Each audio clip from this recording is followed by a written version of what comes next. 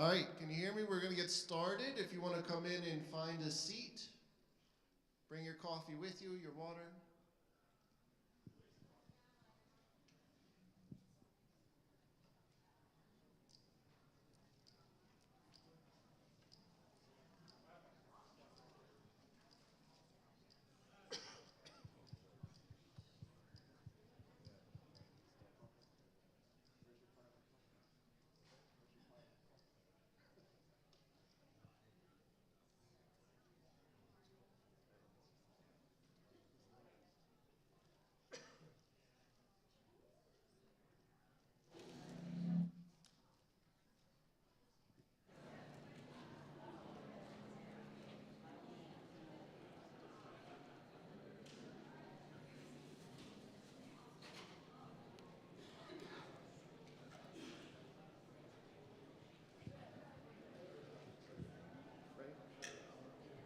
All right, good morning, everybody.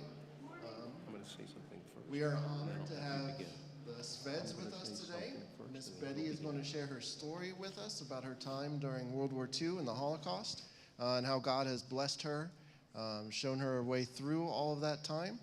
She will show her story. Her son will have a little opening, and then there will be a time for questions afterwards. If you could please wait until Allie or I get to you with the microphone. That way Miss Betty can hear your question, and also we are live streaming, so then people online will be able to hear what you have to say. Okay, go ahead. Good morning, friends. It is with a deep gratitude and great honor that we speak before you here today. We are here to share my mother's experience during one of the darkest chapters in human history. Can everybody hear? Okay. Coming. Yeah. You good?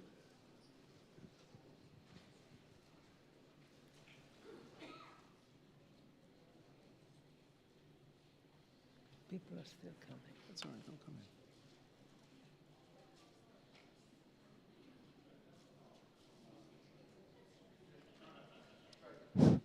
We are here to share my mother's experience during one of the darkest chapters in human history. At a time when hope seemed all but lost, my mother, just 15 years old, held tightly to her faith. Again and again, when the way forward seemed impossible, God's hand guided and protected her. Her survival is not only a testament to human strength, but a living witness to the sustaining power of God's divine grace. What makes her testimony especially meaningful is at this moment is this. At the time of the Holocaust, she was old enough to remember it clearly, yet young enough to still be here today to bear witness. She's a living bridge between the past and our present. And as a number of survivors who can speak firsthand continue to dwindle, voices like hers become even more precious and vital. We are deeply grateful to each of you for being here to listen, to remember, and to help carry this story forward. Your presence ensures that the truth will not be forgotten and that no one can deny it happened. Because of today, each of you will be able to say, I met someone who lived through the Holocaust and I know the truth. After her speech, we'll take some time to answer some questions you may have. We welcome your curiosity and your compassion. She recently celebrated her 97th birthday. She is a survivor of the Holocaust, and her life is a powerful story of miracles, resilience, and unwavering faith in God. It is my greatest privilege to introduce someone who means the world to me, my mother, Betty Sved.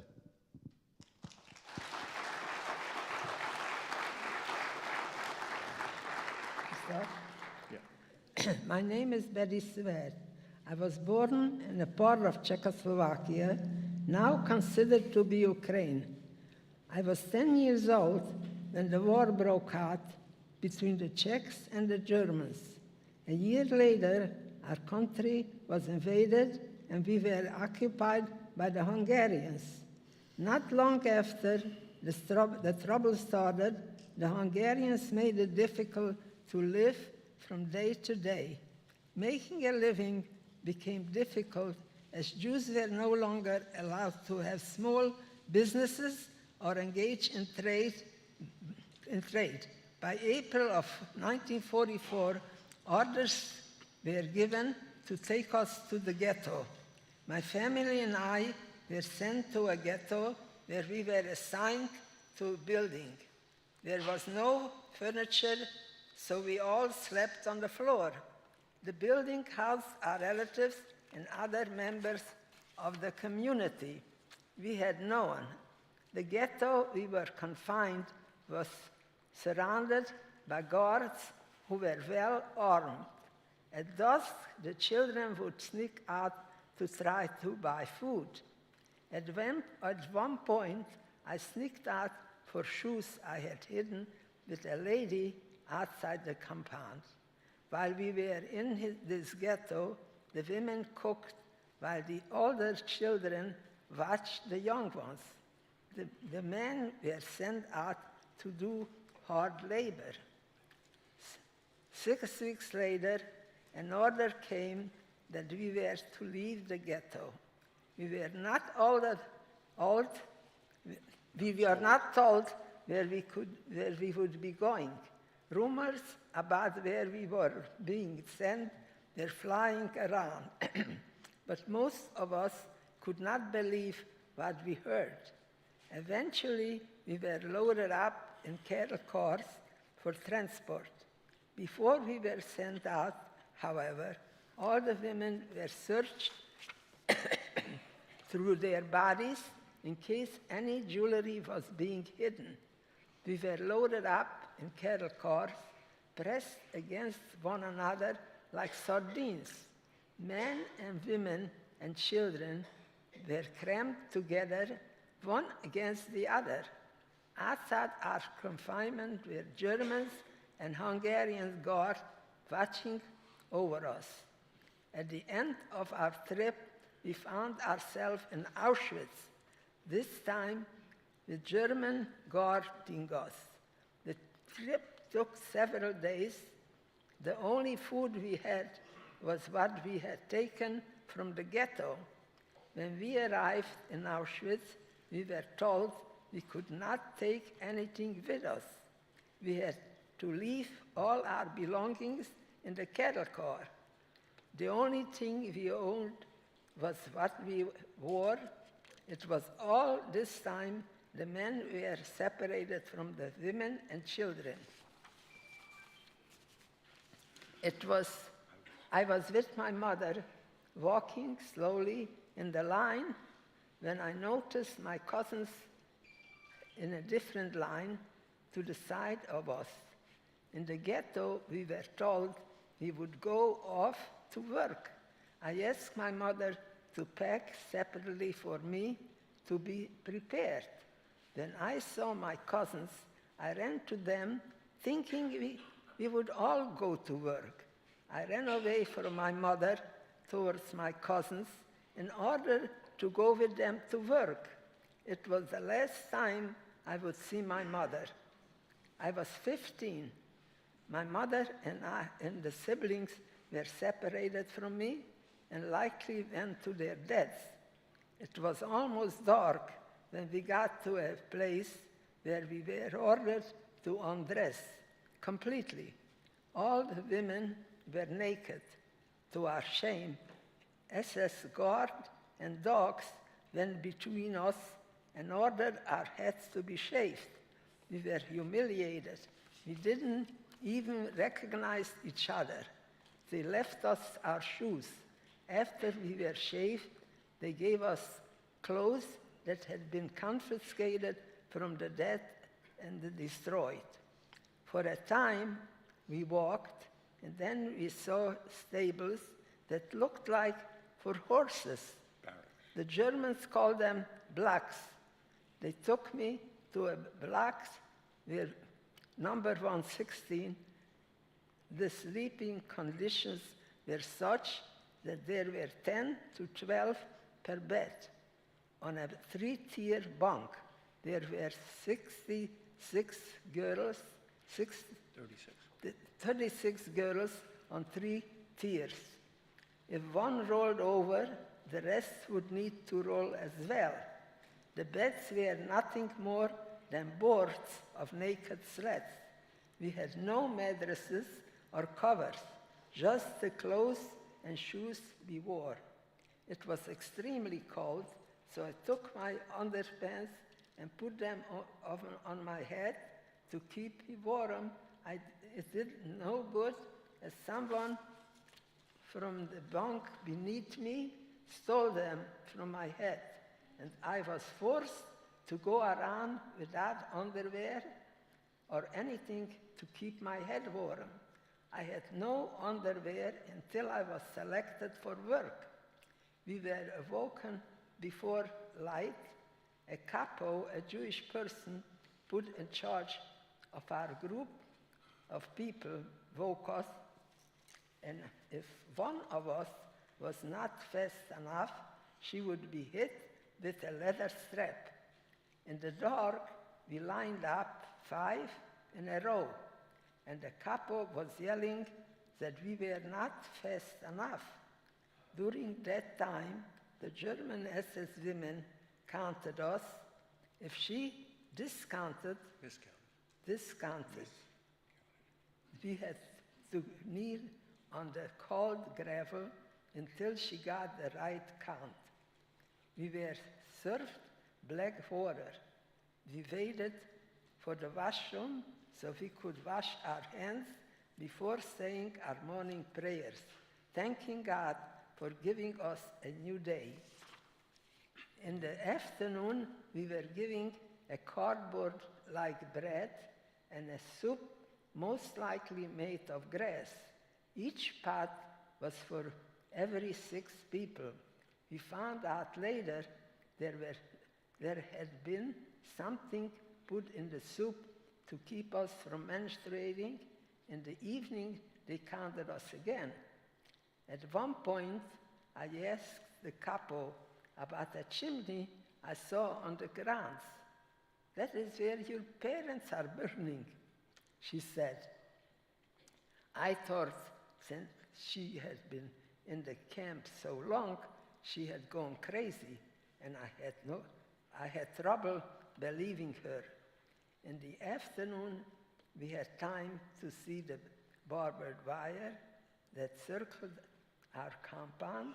It was there that many people were electrocuted, either through an act of suicide or by accident.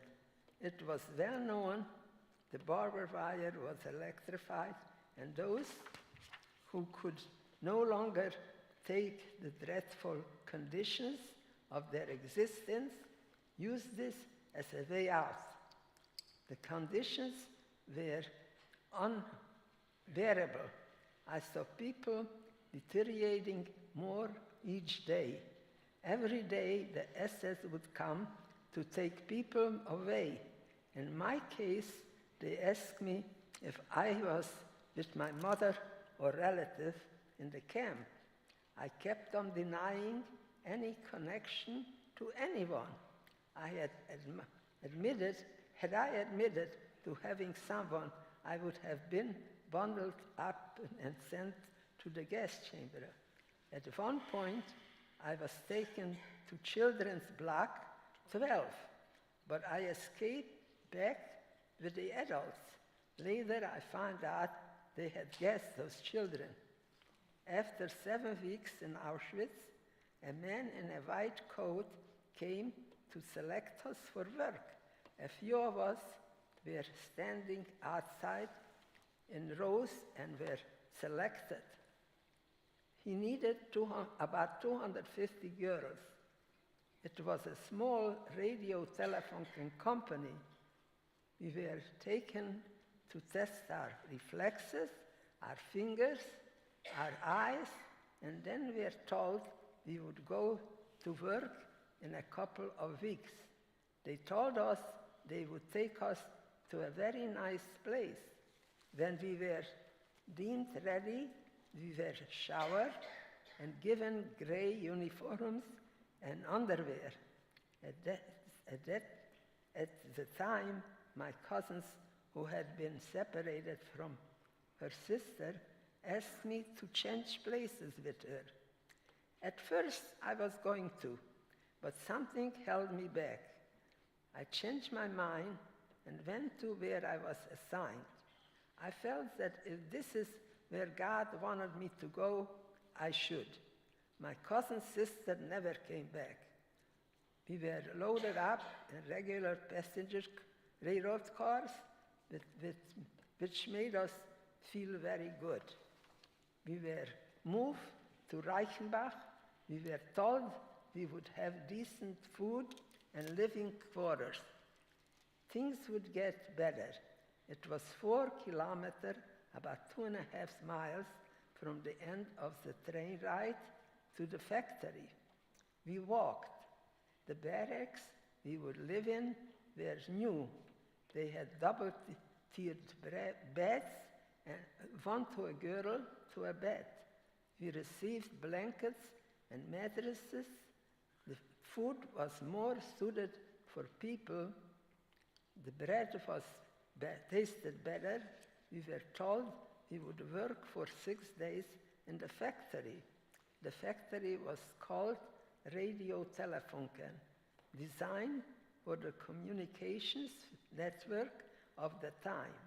I was given the night shift.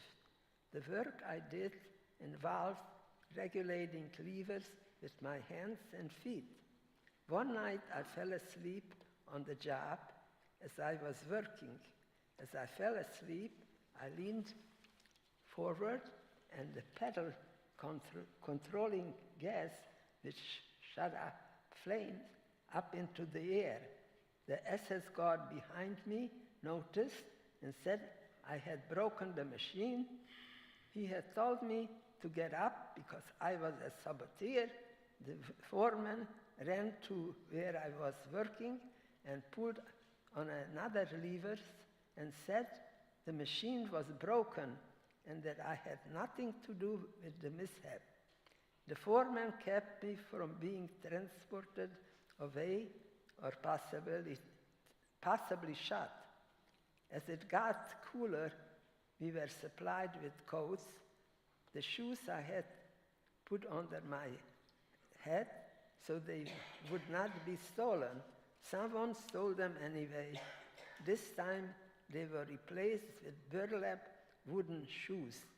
This turned out to be a lucky blessing as they kept me from freezing in the snow where I forced to march 100 kilometers, about 60 miles in the cold. The girls with regular shoes got frostbite.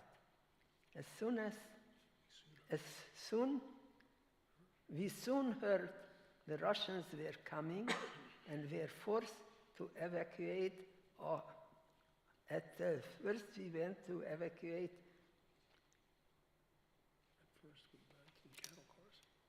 First we went in cattle cars, and then we walked to different camps.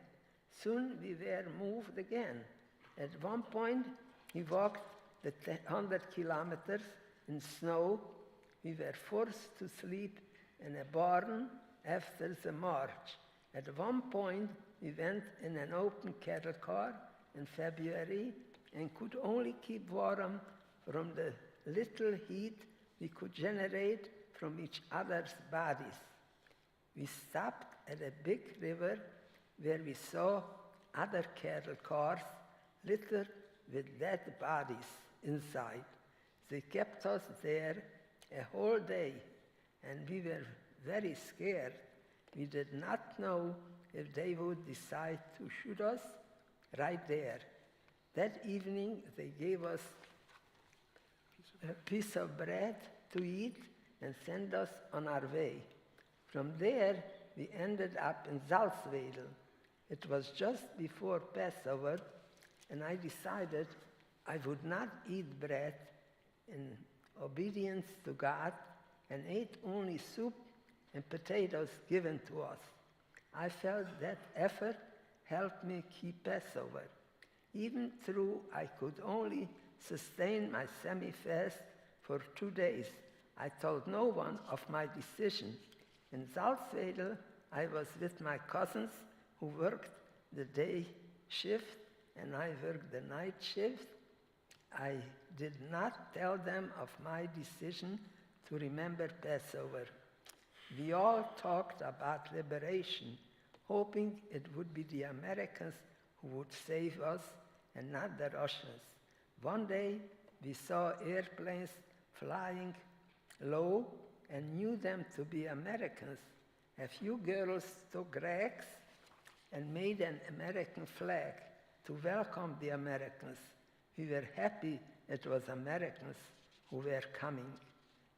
As we were liberated, we saw the Germans who had been shot by the Americans.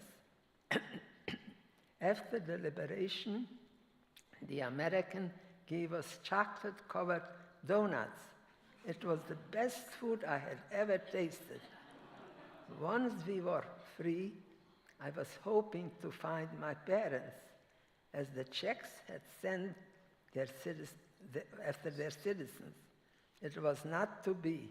I left the Americans with a full stomach, but not as full as some others who had eaten so much they were diagnosed with typhus. The American soldiers were very kind.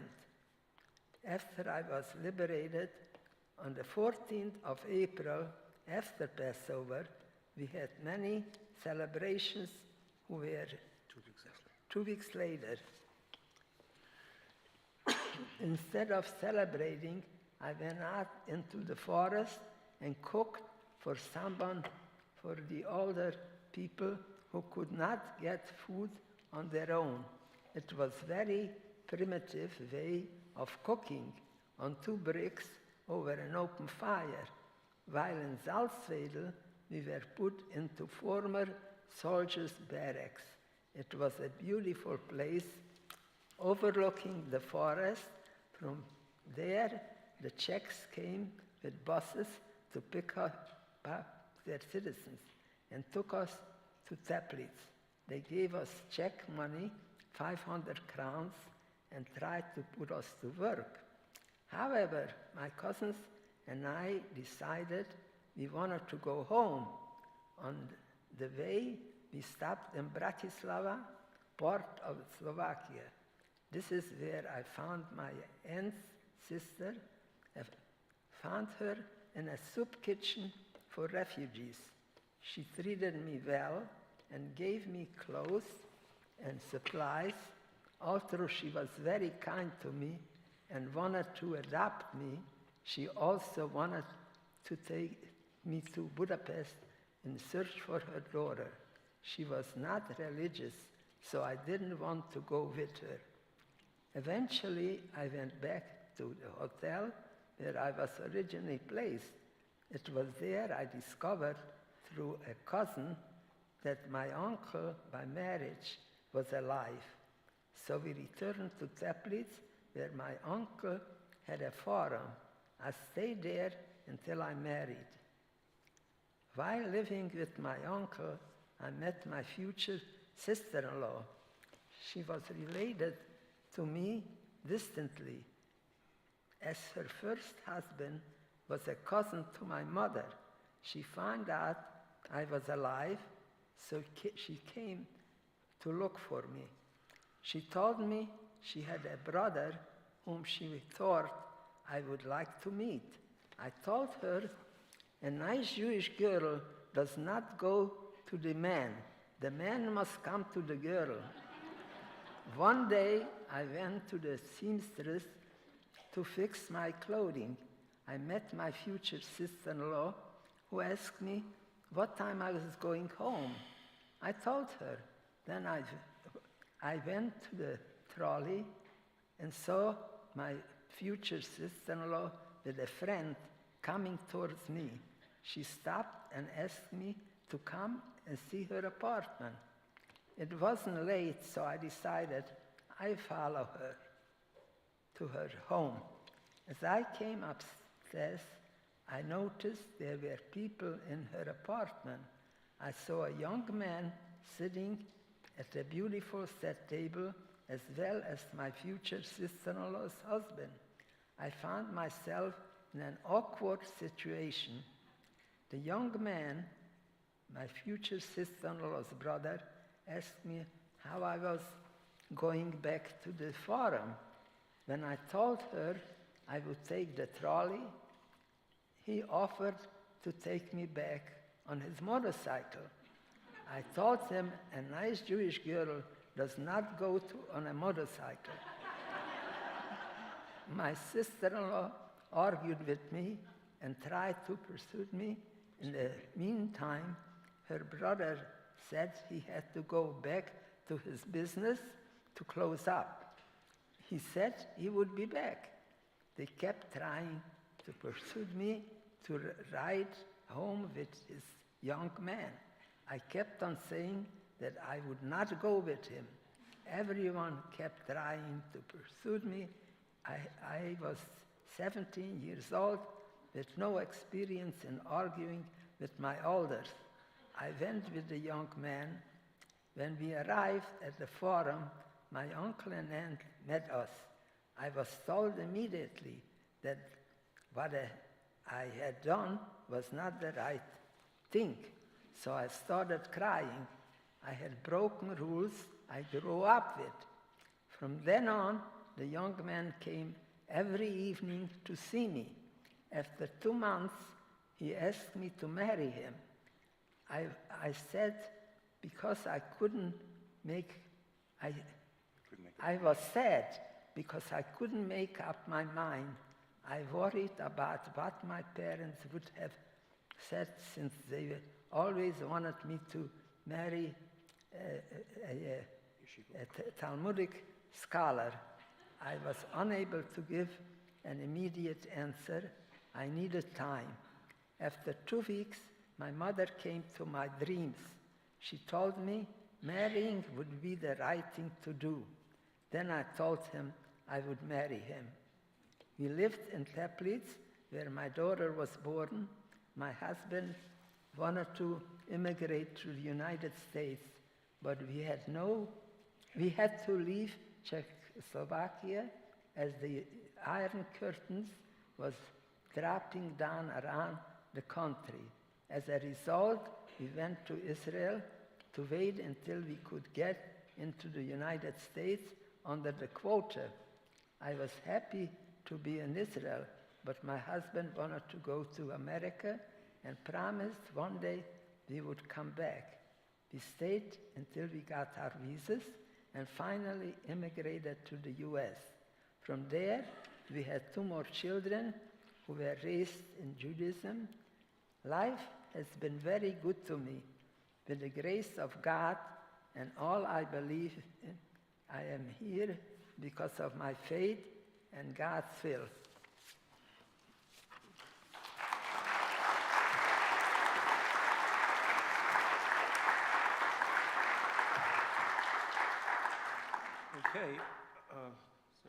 Okay, if there are any questions, we'll do our best to answer them.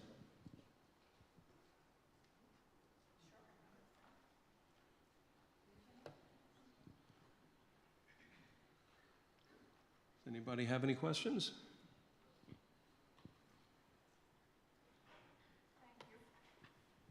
Thank you for sharing your story.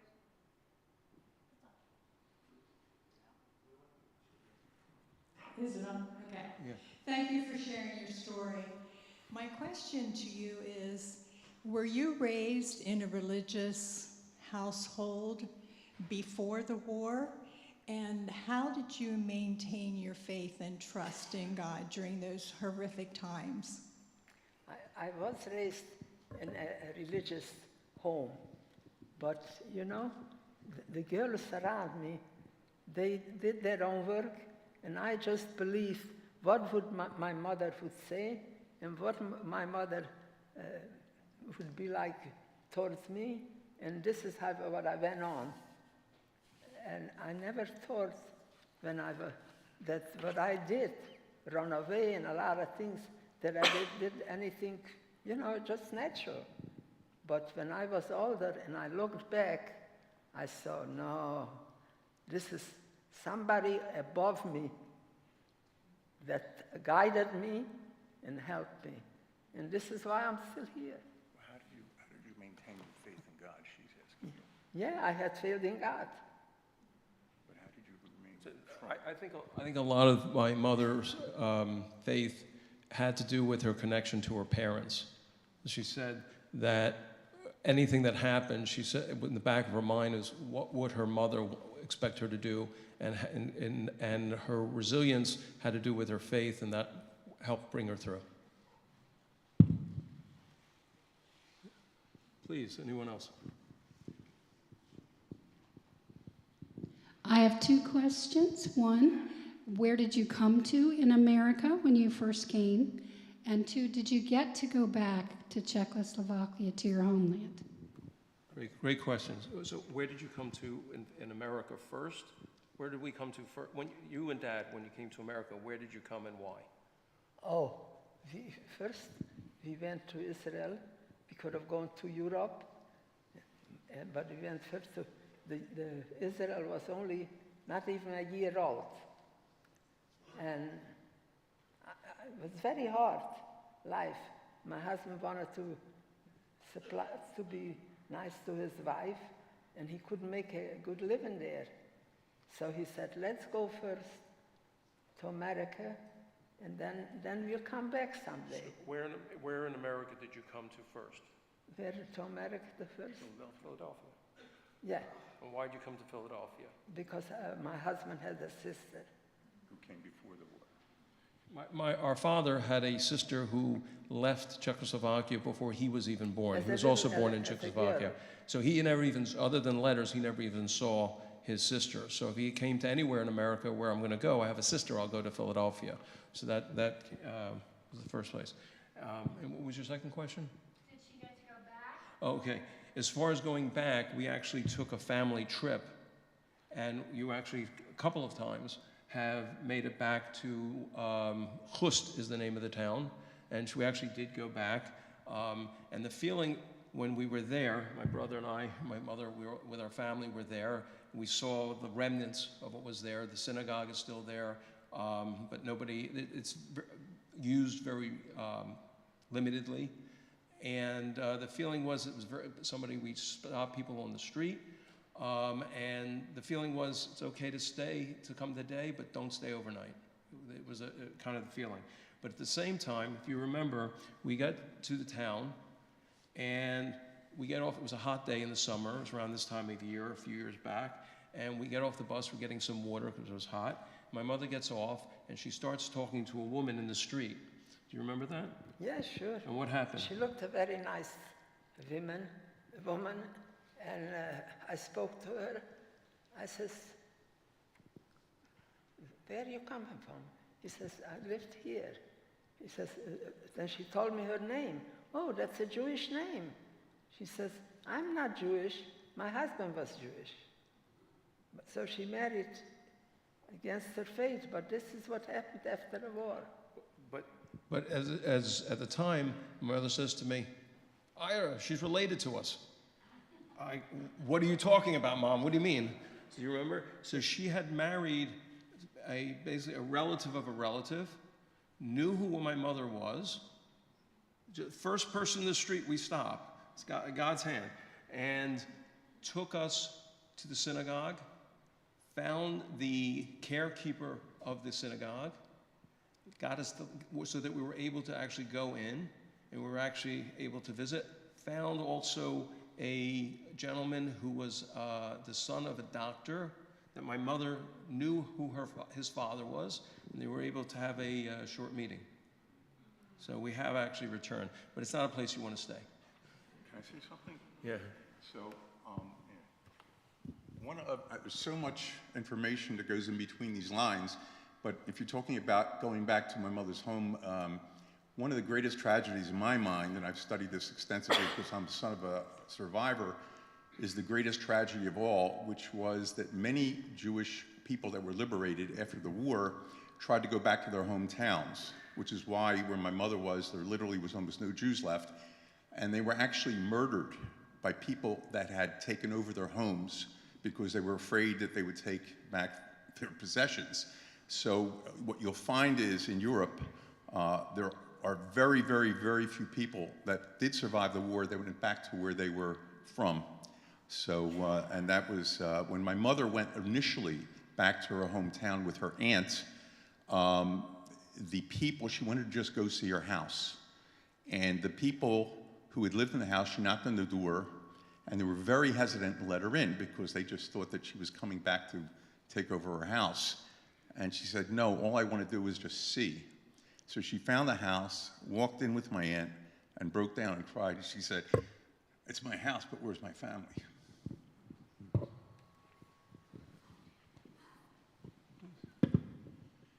Did you find an active Jewish community when you went back home? I'm sorry? Was there an active Jewish community when you went back home? Are you talking back in Czechoslovakia? In So the question is, Czechoslovakia, yes. was there a Jewish community in Czechoslovakia in that town anymore? Back in Hust, when you went back.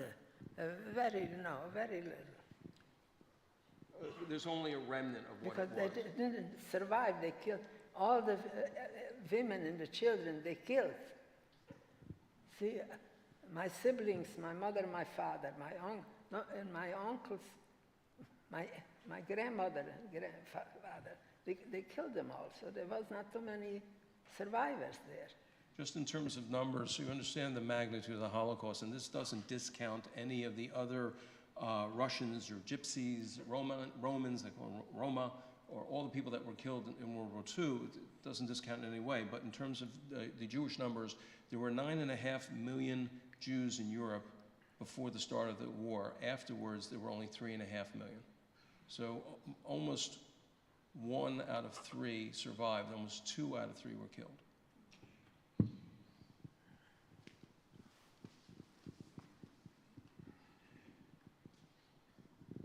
Thank you for coming out today. Appreciate it. When was it like life and death? How old were you when you were like, this is scary. I might be killed. Do you remember how old you were when that was going on?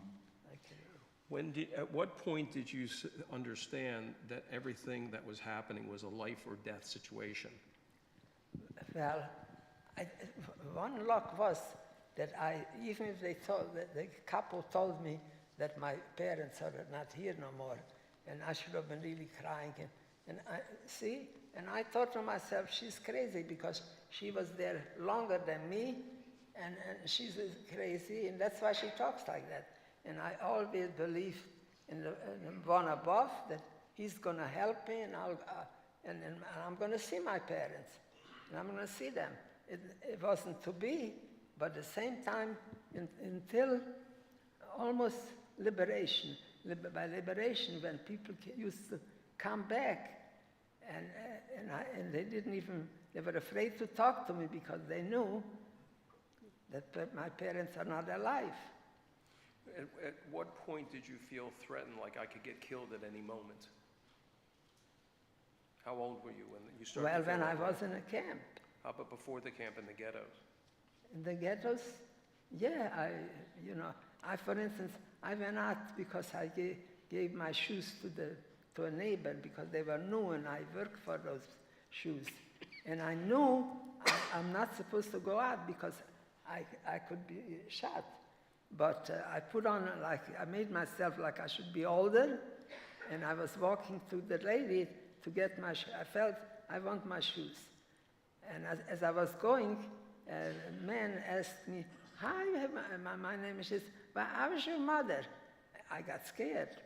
But I tell you, I was lucky that nobody ever did anything bad there.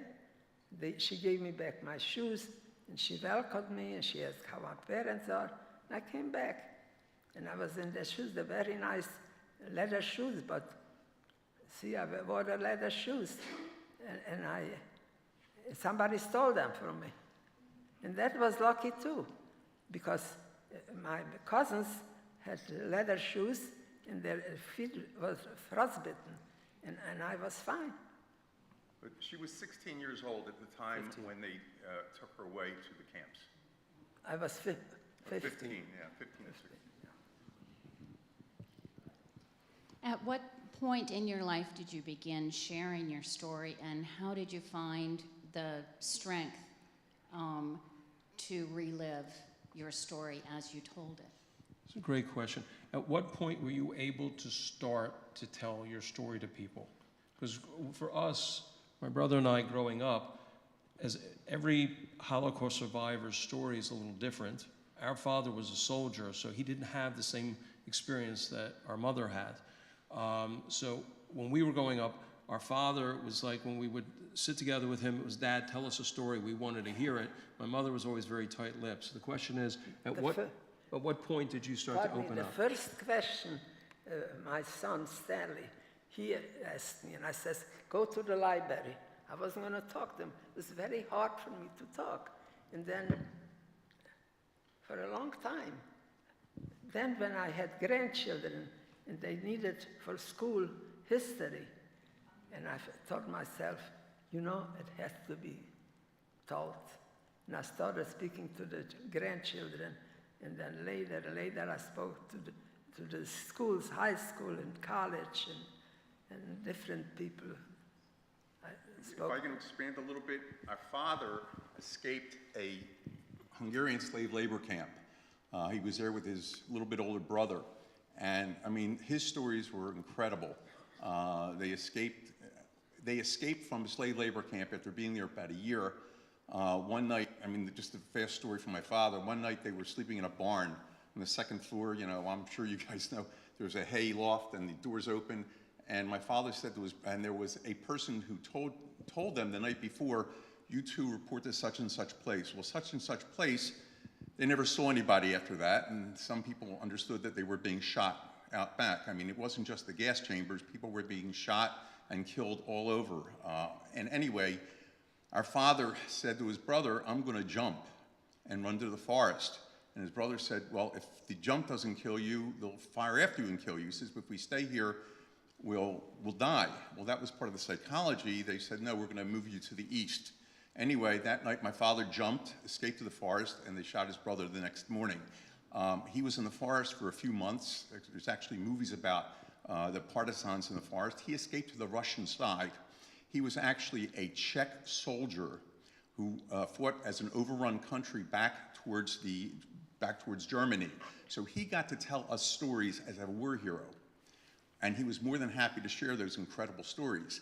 My mother, it was not until years after my father passed away, which was 40 years ago, that my mother finally decided she has to tell her story. But my mother's story, you have to understand, is totally told as a victim. My father got to tell a story as a war hero. He had all kinds of decorations on him and whatever. You know, he was wounded 3 times. They put a Band-Aid on a bullet hole and sent him back out, but he survived the war. My mother found it much, much harder. In fact, when I was a kid, I'm the older, I remember hearing my mother wake up in the middle of the night with nightmares. Screaming.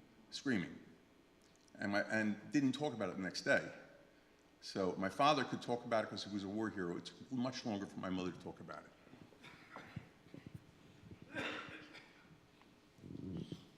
How do you feel about what's going on in Israel right now? How do you feel about what's going on in the world and in Israel right now? What I say? How do you feel about what you hear what's going on in the world and about Israel?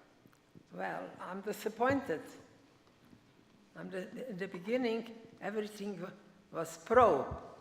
And then a few of the Nazis remained, and Today. What's going on today? Today. Yeah. Because those Nazis are going to different places, and they make more anti-Semites. I don't like it. I hope, but I'll tell you, I feel God is going to take care of them.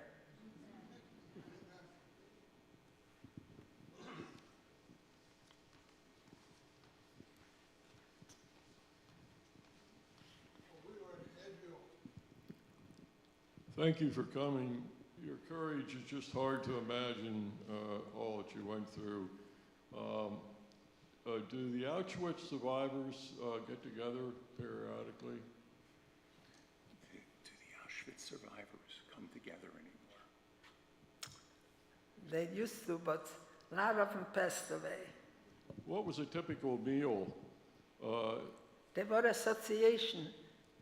that they came together. They made little parties and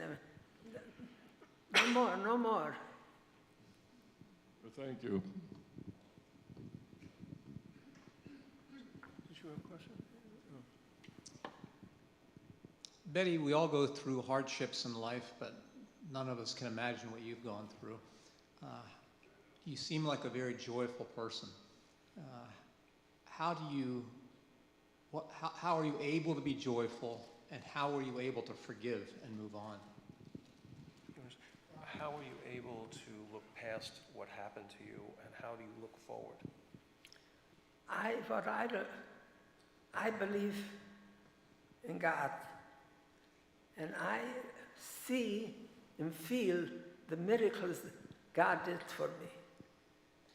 And I'm able to talk to the girls and explain it to him. I don't look back what happened to me, but I look forward how lucky I am that I have my children, my grandchildren, and my great-grandchildren, and that's God's miracle. Better to look forward than to look back. Just to add one little thing. We grew up as many children of the Holocaust survivors grew up, and just as a small act of protest, we never bought anything German for many years. I happen to like nice cars. I appreciate nice cars. I always had a desire to own a German car, but I never did because out of respect for what my mother went through at the hands of the Germans. So finally I called her up and I said, Mom, I want to buy a BMW, but I won't do it if you tell me not to do it. And just so you should understand, she said, the people that did what they did to me are gone. She said, I said, the people that did what they did to me are no longer here. Go ahead, enjoy it, go ahead and buy it. So she has a very forgiving heart. Pardon me, I have to tell you, there was a young man with a Jewish girl. He wanted to come and listen to my story, but he asked me would I permit him because it was in my house or something. And I said, and he said that he's half German. First of all, the generation is almost not here, the one who did. And this is second generation, and you're different, and I think you're welcome to come. Now let them come. Yeah, we were in Israel, out on Sved four-way bypass. We met this couple. They came out of Hitler's prison. They had all the arms, all the marks on the arms. We became good friends with them, and they helped us while we were there.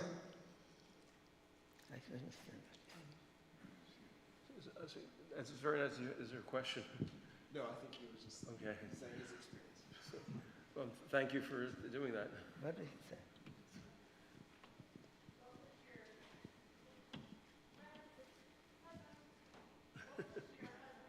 Occupation when he came to the United States.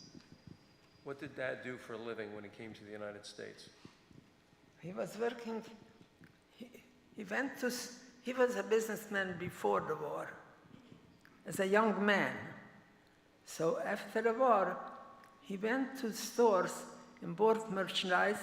He had a bicycle, and he put the case on a bicycle, and he left like half a block. They shouldn't see that he comes with a bicycle, and took it to the small store to sell it. And this is how he went on, made a little money, and later on he bought a car. You're always in the grocery business. Yeah, my children are still in our grocery business.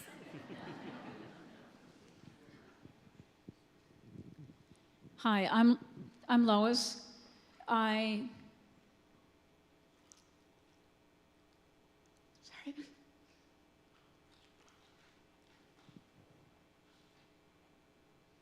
You have a question? It's coming. I just want to thank you for telling your story. my family were survivors of the Armenian Holocaust. And they never told their story because it was so bad. We only have little snippets of that story, and now they're all gone. And there's one aunt left, and I keep asking her questions, but she has no more memories. So I just want to thank you so much. And my question for you is, after you began to tell your story, did it bring more peace to your heart and make your life feel more whole? Because it's every time you tell your story, you'd have to relive the pain. But in the end, did it bring you peace? Question, do you feel better or more at peace by telling your story, or how emotional was it each time you do? Well, I'll tell you, it is a little emotion, but I'll tell you, I feel that what I do is give my story for people to know what went on. And I feel that God wanted me to do that. That's the way I feel. I think the point is that my mother's, in her later life now, has been driven to tell her story as a way of expressing her thankfulness to God, and it's also as much of a duty. With many survivors, their feeling was, we're here, we have to tell our story. The reason God gave them the ability to survive is to be able to relay that so that the world would know what happened. And truly sorry, and thank you for asking. So, yes.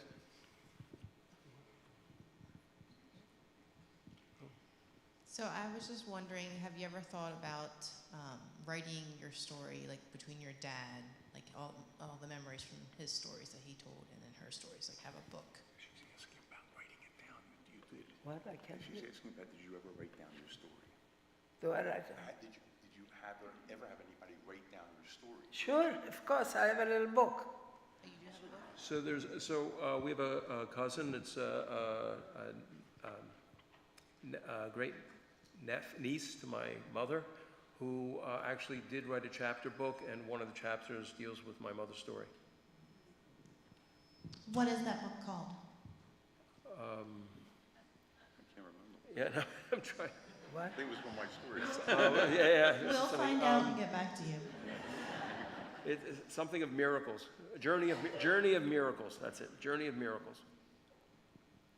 I just wanted to ask about your children. Could you tell what each one is doing, and your grandchildren and great-grandchildren? That's all the story. Well, so our older sister, the first who was born, is no longer with us. She passed away 6 years ago. These are the other two. We're the other two sons, the children, and by the grace of God, because, and to quote my father, he was here. He's passed away too, but he was here. Hitler is kaput. Hitler is not.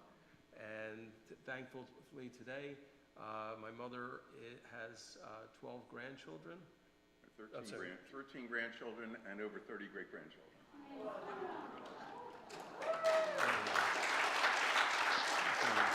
I am thankful for that.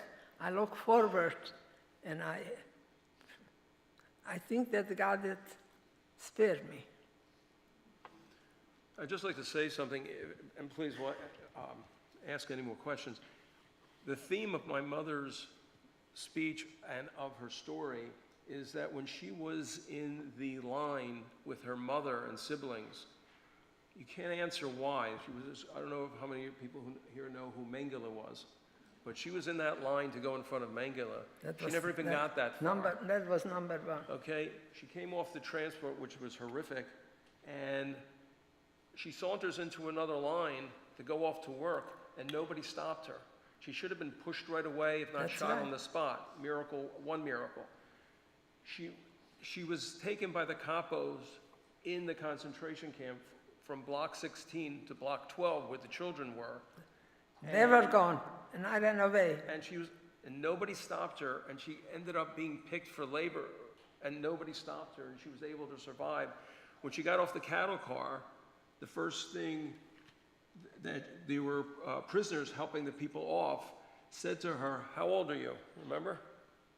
I was 15. And what did he tell you? The guy said, "Little girl, say you're 19. Say you're 18. That's what they told me because they saw that I'm a kid. And you told me you didn't want to lie? So you said you were 17. To him. No. Nobody, I never saw Mengele. Never saw the one who was dividing this way and that way. I never saw him. So that was also, and I ran away. That was a business. That was a miracle. When she was working with the gas radio company was making the test tube, not test tubes, I'm sorry, the radio tubes, like in the old-fashioned radios and old-fashioned TVs. So she was blowing the glass, and she falls asleep, and the gas shoots up, the flame shoots up. She should have been shot on the spot, but the foreman intervened, and because of it, saved her life. Pardon me, he wasn't a Jew. He was a Christian, I don't know what it's believed. He wasn't a Jew, but he helped me. And I'll tell you, he wasn't supposed to do what he did also. When he saw that nobody was looking, he gave me a little piece of bread. So there was some kindness. One of the, I shouldn't say this, but I'm going to. One of the most incredible things recently that's happened, and somebody asked about what's going on now, and I'm sure you've heard the term Hamas, that raped and murdered 1,200 Jews October 7th. And one of the survivors was in front of President Trump, and Trump actually asked him, was any mercy shown by anybody in Gaza towards any Jew? And he said no. And that's an incredible difference, because there certainly were people in Germany who hid Jews, who helped Jews. My mother is testament to being helped. Not everybody there was committed to killing everybody. Unfortunately today, what's going on, because out of religious conviction, and I shouldn't say what I'm saying, it's very political, there is absolutely no mercy at all that's been shown towards the hostages, towards the people that were raped, murdered, killed, stuffed in ovens on October 7th. Absolutely no mercy, and that came from the President of the United States, who was shocked by it. We're running out of time. One more.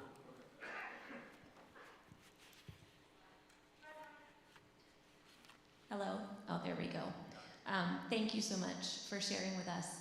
But I was wondering if you could just share a little bit about like the registration process, if there was one when you were still in Czechoslovakia. I mean, the star patches and things like that. Was that part of her story? So in terms of having a Jewish star, first of all, let's break it down. At what point was there an edict that said you had to wear a Jewish star? Well, that's in the ghetto.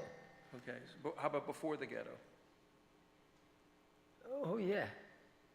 All right, so there were edicts that came down that said, okay, all Jews had to wear a Jewish star. Okay, to the first part of your question. As far as registration, they knew who the Jews were, and they rounded them up. So there was no question. I thank you, everyone and all, for coming today. As we conclude today, I would like to invite my mother to pronounce the priestly blessing, if you will allow us, the sacred words that God gave to Moses, instructing him to teach Aaron and his sons to bless the people of Israel. I call upon my mother to share this blessing with this holy congregation, because someone like her, who has experienced God's grace, witnessed miracles, and survived the horrors of the Holocaust, has not only earned this honor, but carries profound strength of spirit and deep well of faith. She is a living testament to the resilience, to divine mercy, and to the enduring hope of humanity. And it is from this place that she blesses us now.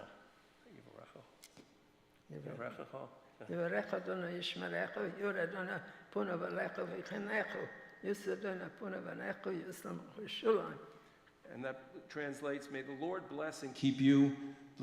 May the Lord make his face shine upon you and be gracious to you.